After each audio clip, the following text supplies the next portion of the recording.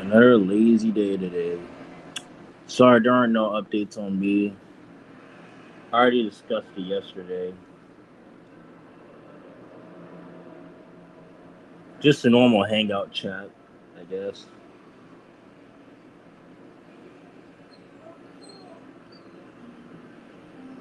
Unknown caller.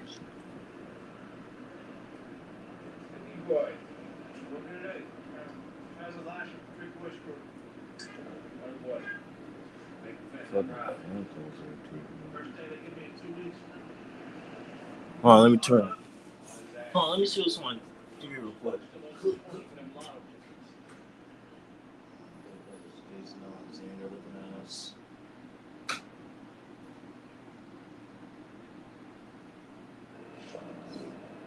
Let's see. Oh, I was there. Yeah, hell no, I'm dodging this.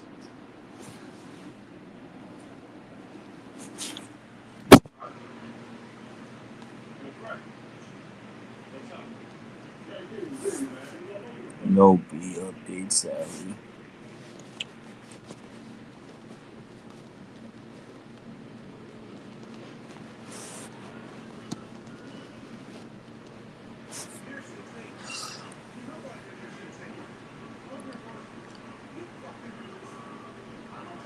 Mickey, what's the best Mexican cheese?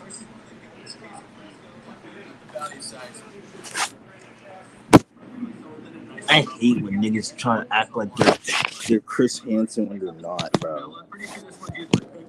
Just no. Fuck.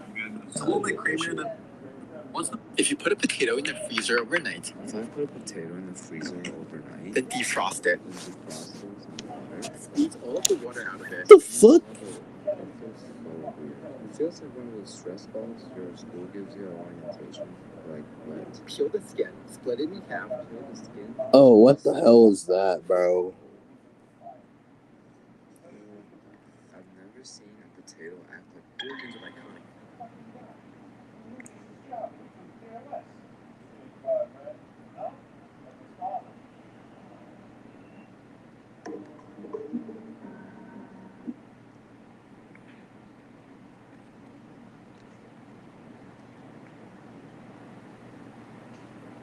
Had a man who came from Austria. Yeah, that's good. Scooby Dum.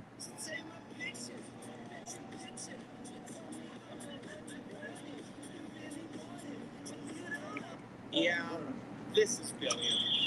And I have a secret of Chandler, you also get a ton of benefits besides the ones you get from the product themselves. Members get at least 20% off the retail price. Well, 76. This show, where our 70s, the Scooby-Doo show, is probably the easiest to overlook. First airing in 1976, this show wanted to be returned to form, honoring the series' first season, Scooby-Doo, Where Are You?, which had aired 7 years earlier.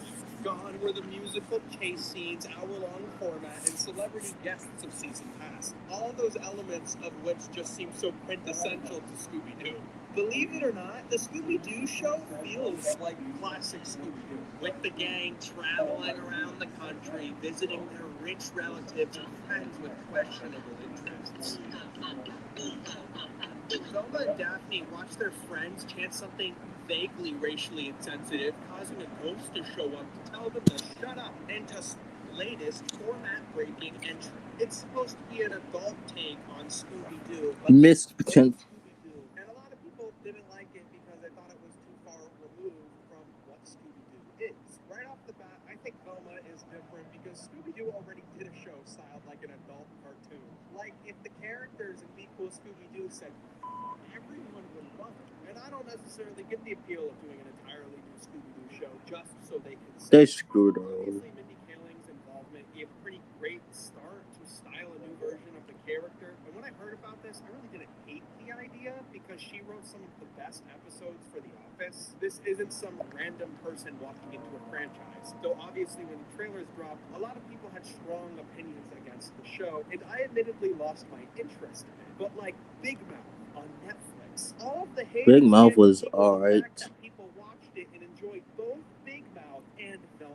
The only point I'm making is these are popular shows. Being a certified scuba and having seen it, I don't really like it per se, but I definitely don't hate it. It's less of a parody of Scooby-Doo and more of a parody of the Riverdale style. A show, of course, that is based on Archie Comics, which is in the direct lineage of Scooby-Doo. And they make the comparison.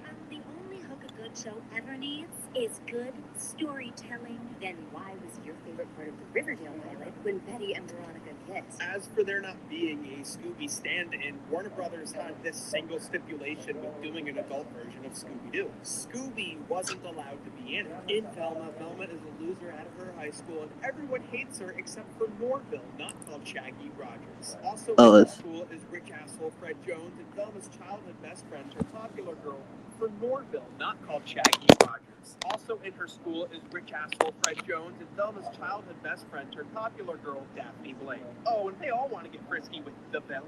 Daphne and Velma kiss? Okay, time to change out that hot dog water, which is the name of Velma's love interest from Scooby-Doo Mystery Incorporated. Hot dog water. That's why they're sitting next to each other. Mystery Incorporated leaned into the teen melodrama, and it's also a show that originated the name Crystal Cove as the gang's hometown.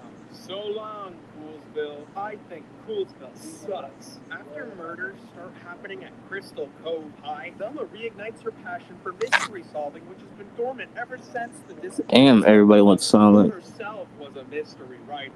Velma has panic attacks when she thinks about solving mysteries, and I really don't like how these are illustrated as full-blown psychotic episodes, and how Daphne is able to just kiss her without consent to break her out of her panic attack. It's just not funny or a realistic depiction of a panic attack, so it really makes me disconnect from the character. Not like Puss in Boots, though. That's it. Gross. The majority of the adult humor. I think often that is the weakest part of adult cartoons. Obviously, there are plenty of funny, inappropriate jokes, but usually I find that humor only to be present in adult license to watch cartoons. Sort of like how today's sponsor is the Hand League, isn't it? Shows. It completely persists, and it is incredibly hard to dislike. I will say the designs themselves lean into the idea that this show is more focused on comedy than the preceding show, Scooby-Doo Mystery Incorporated, which despite being very funny at times, was more melodramatic and ridiculous with its lore than other Scooby-Doo shows. Mystery Incorporated excelled at having a dark, weird, horror aesthetic. It does that side of Scooby-Doo best, but the cool Scooby-Doo does comedy better than any other Scooby-Doo show. I think the visual humor enjoyed by these designs make them worth it, at least for a singular iteration of the show. I find myself laughing just looking at them occasionally, which isn't something a more traditional looking Scooby-Doo project elicits out of me. Then, just from enjoying the show, I eventually came around on the designs. The very first character I realized I loved was Scooby himself. Like, what the f***, that's a funny looking Scooby is often very funny. He's a little sassier this time around, and they've really limited his vocabulary from this Hello there. Incorporated, which is a choice I love. I think what Why I hate Scary Movie 6? It's good.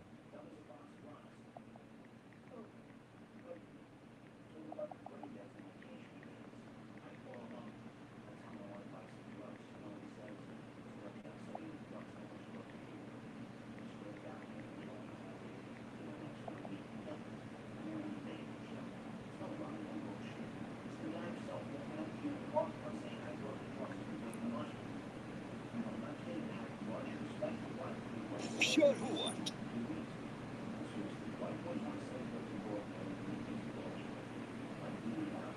Idag kommer 20.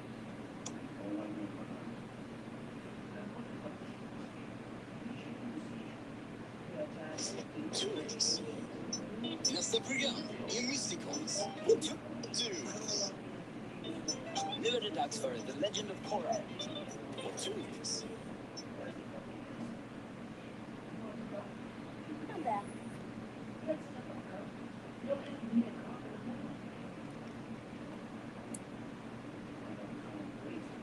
Dude is washed.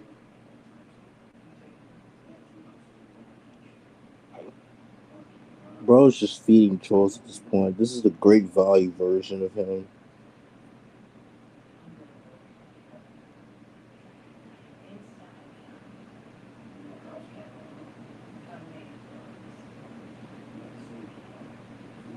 Bro went super irrelevant for years.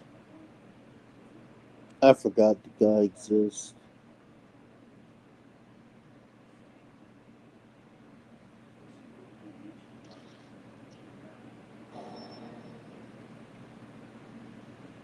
Ship is heating up. It's the start of his own rubber.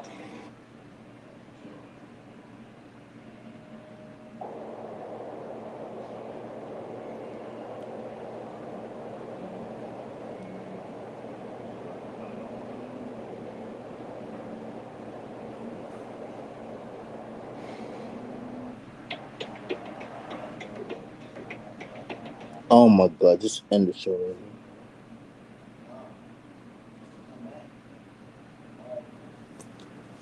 Bro, this is why I haven't watched the later seasons. It just gets so fucking boring.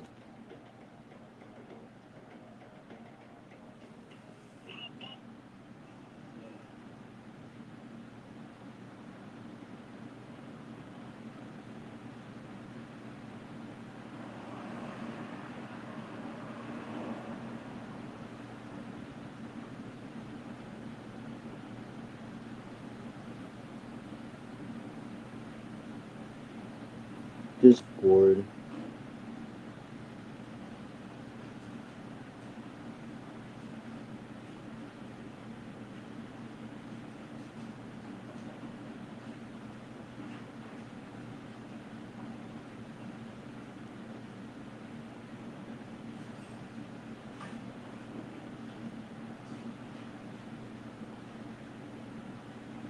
Mom, Phineas and Ferb are having a 9-hour marathon with Zach and Cody. Mom!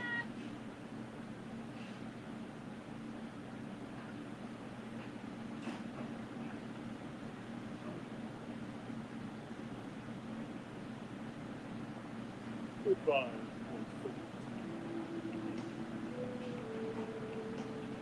So this last weekend was the Literacy Monster Weekend. The amazing digital circus The Last Act officially kicked off its premiere.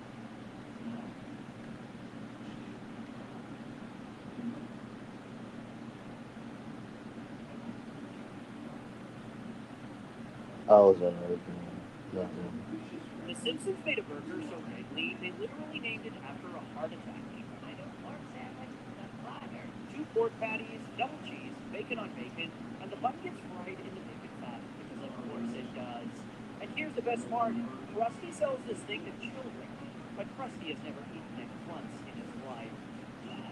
The Simpsons made a burger so deadly, they literally named it. They say breakfast is the most important meal of the day, but in my opinion, it only is if this is on the menu. This is called a triple B. Let me show you how to make it. My parents always told me to work smarter, not harder, so that's what I do. Into a sheet tray, lay down your bacon, throw it in the oven, and then use some clean water.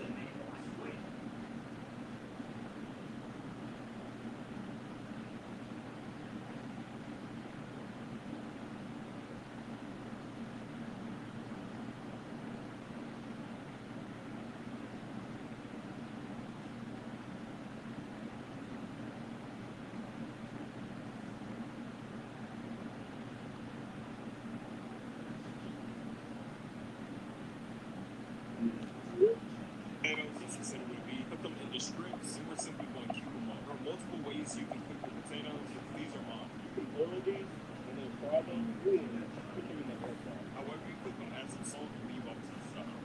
Next, we can't forget about the star of the show, the home. Our pizza, the home that didn't make it. There's a lot of pizza. This is what they use to make diner-style eggs. The hell is this shit? The key to make some of the best eggs is low heat, mixing and stirring. Once they're mostly solid, kill that heat. Keep on mixing. Add some chops to be healthy and season with some salt and pepper. Now, one tortilla, assemble your burrito however you want and you can. Make sure you're rolling it up like this. Make it look like you're featuring. And use that hot breath of yours.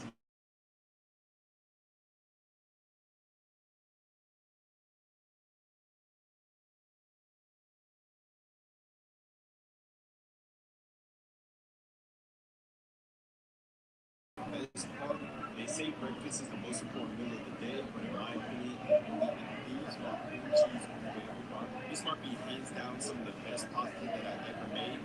It's easy to. Let me show you how to make some Nashville hot catfish. This is it. My mom is obsessed with steaks from steakhouse, but I feel like I can do way better. So I made her favorite, a Parmesan crusted blue cheese steak. I'm personally not too fond of blue cheese, but hey, it's not my thing. This was my first time making a blue cheese spread, so I was just putting stuff together. The blue cheese added some butter, some garlic, some parsley to make it healthy, followed by some breadcrumbs, add some of that Parmesan cheese and some nuts. Now for the start of the show. Look at these steaks. The difference Between a steak from the store and at a restaurant is that price. I got 3 1-pound ribeyes for $53. You already know just one steak at a restaurant is going for 3 times that price. I ain't doing it. Make sure you got that fire alarm going off so you know you're cooking. Simply just base your steak till you get a little below your desired temperature. We're gonna add that spread on top. Place that in the oven on broil. Once your steak starts looking like this, now you're able to fry. Happy to slice it up nicely. These were my Brussels sprouts. I got a video on that. That's it. I don't know anyone. You're wondering what you should make today. Let me put you on to this Korean fried chicken for life. these were ingredients. Let me show you how to make it. To get started, I use some chicken thighs. These thighs are made up of breast. If you want to use breast, do whatever you want. Get your pan to a bowl with some buttermilk. Add one of the homies that didn't make it. Followed by some kosher brown. Add some onion and garlic powder. Black pepper with some salt. Mix it to the color has changed. We're gonna let that chicken marinate till we can. Now to another bowl, we're gonna add some flour and some cornstarch. Add the exact same seasonings as before. We're gonna mix that into our mixer. Put that chicken in that flour. Oh, yeah, So man, this that one shit. right here. Now we're gonna give it a double fry. So we're gonna fry this until These videos already out. No one really cares about it anymore. So yeah. It's been like a week or something. I don't know, like 2 days or something. Yeah, something. Man.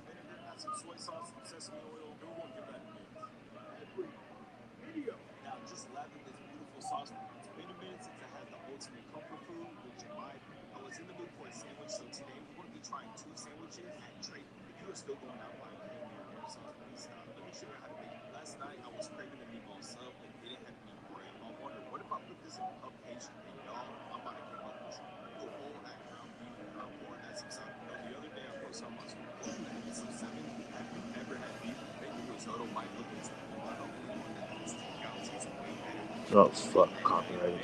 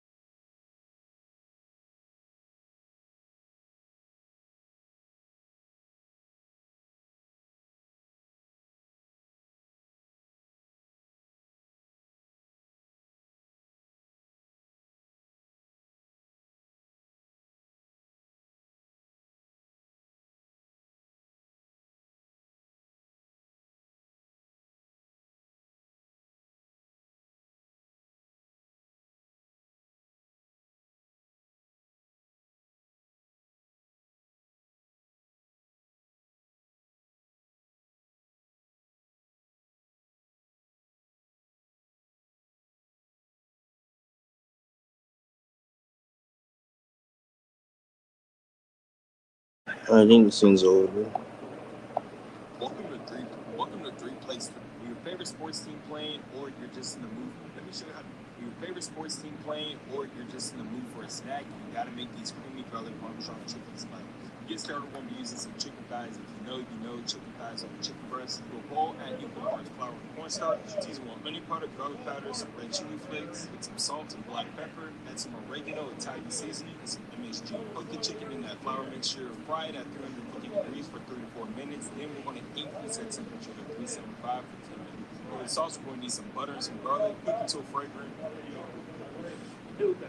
Add some mayonnaise with some parsley to be healthy and some Parmesan cheese. Now coat that crispy chicken in that sauce, give it a toss, put it on some slider buns. That's it, y'all. These things were so easy. Let me show you how to make it. For the past 3 days, I have seen nothing but this viral Japanese cheesecake. The fuck? These might be some of the best beef quesadillas. I was craving ribs with my favorite barbecue chicken. You gotta start 2026. Beef cheeks might have to be the most slept on cut of meat that you can make. It's delicious and tender, cooked right and ready. Beef So let me ass. show you how to make it. Give your beef cheeks a good smack, then we're going to trim the fat like we give it a light bulb. Season with some salt, some black pepper, garlic powder, some chili powder. Then I'm using some dried minced onions. Once it looks like this, bring it over to your smoker at 250 degrees. You can also do this in your oven. I'm using hickory wood. We're going to let this smoke for 2 hours and 45 minutes or until it hits an internal temperature of 170. Now we're going to braise this, so we're going to add some onions and some garlic down. Add your cheeks in the pan with some beef stock. Wrap that in foil. Smoke at 275 degrees for 2 hours and a half. And y'all, look how it shreds. We all love a good patty melt, but not so much cottage pie or shepherd's pie, whatever you want to call it. It's been a minute since I had some chicken wings. If you have never taken bacon and wrapped it around some chicken wings, then you are truly wrong. Me personally, I'm taking cornbread over roll. And you'll feel the same way after you make this jalapeno and cheddar cornbread. Now, get started in a bowl. We're going to add some yellow cornmeal, flour, baking powder, salt, and white sugar. Give that mix into the whisker. Then in another bowl, we're going to add some buttermilk.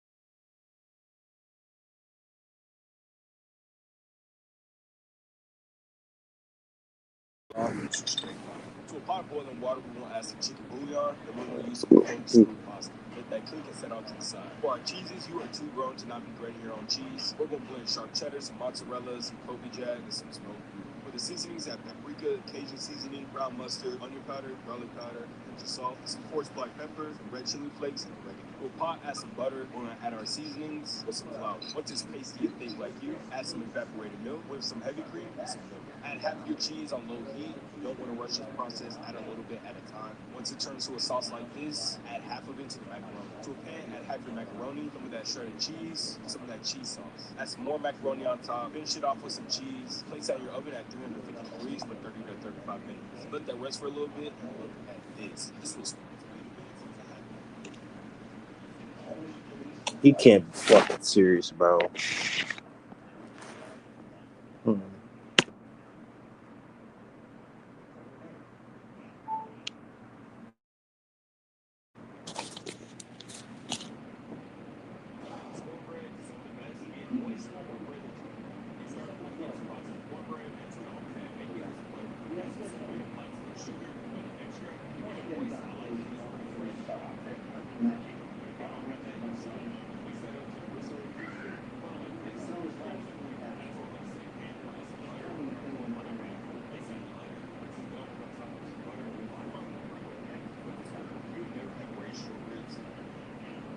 What happens when you stuff a cheese stick inside of a pizza?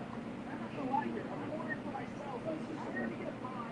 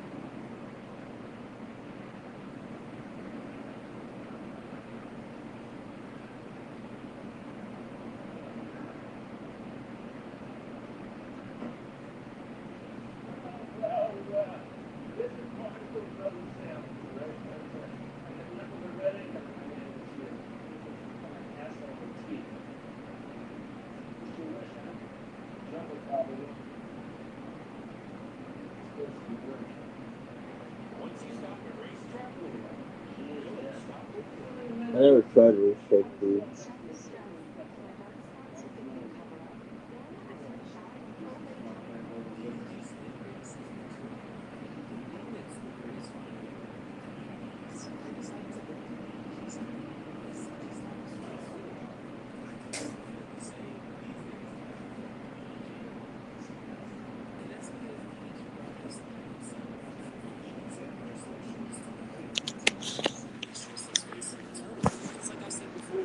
Well,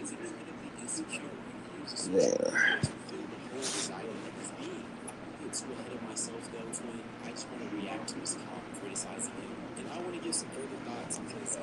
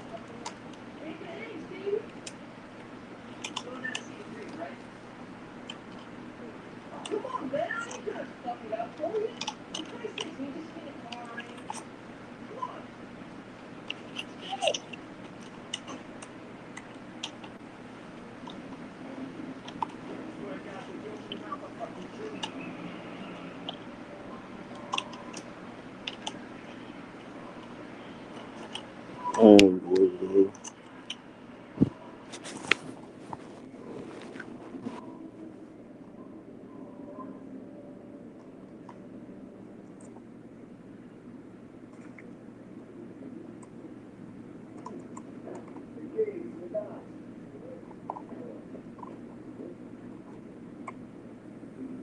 My God.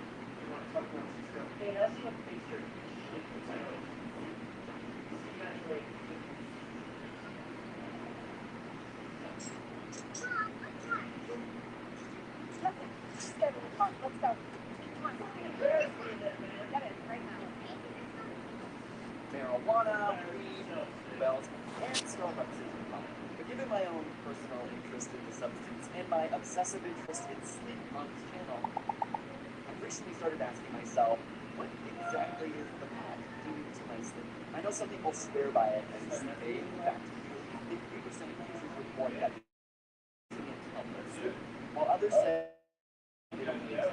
What's going on inside your body if you're aiming to go to sleep high or simply consume cannabis on a regular basis? And more importantly, can you and I actually be hurting our sleep, energy levels, and mental capacity anymore? First up, let's look at the good sleep.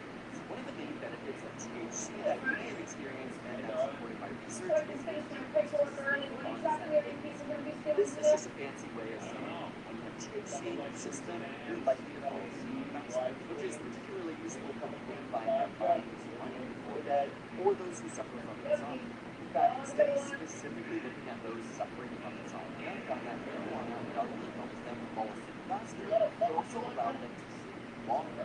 As a result, this led to higher daily functioning and general well-being. In studies looking at people suffering from depression and PTSD that found similar results. Don't know what else happened. I'm saying For people who don't have specific sleep issues, research shows that a single dose of cannabis can reduce sleep onset latency, increase total sleep time, and bring less sleep disruption. But repeating use of cannabis can actually start to cause problems, which we'll get to shortly. There's also been some promising research into CBD, the non-psychoactive component of cannabis. First, it may interact with your body's thermal regulation by decreasing your body temperature. To initiate sleep, your body actually needs to drop its core temperature by around 1.5 degrees Celsius, and studies have found that CBD administration seems to aid this. Second, it may be interacting with your Adenosine builds up in your brain every day, making you naturally tired. Caffeine actually binds to the same receptors affecting your body adenosine, which is why it makes you alert. But some people suggest that CBD may actually modulate your sensitivity to adenosine, making you more tired. Finally, CBD seems to quiet the amygdala, which is associated with fear and emotions, and it's been shown to reduce anxiety in some studies around experts. But scientists have found that this is all very close. In fact, very low and very high I really doses like it. while the ideal sleep dosage is still being experimented. While this research is really promising, I would say it's still super early days to be recommending CBD as a name, especially when we're talking about this case. Which brings us to the bad sleep. So even though THC may decrease sleep onset latency, it seems to make the overall quality of your sleep much worse. Normal sleep cycle goes from light sleep, deep sleep, REM sleep, or rapid eye movement frequency. All of these phases are important for brain health and abilities. But much like alcohol, marijuana seems to have a very negative impact on parents. Not only does THC seem to delay the arrival of the first REM stage, it also significantly increases the overall amount of REM per day. You actually probably experienced this firsthand if you consume a lot of cannabis, in that you notice you have way less dreams. This has been further supported by high-impact studies. THC decreases this movement and intensity, taking the rapid out of the brain. And studies have found this indirectly. Yeah, I'm gonna go there. Memory, may cause more grogginess or lethargy. Chronic REM deprivation can make a person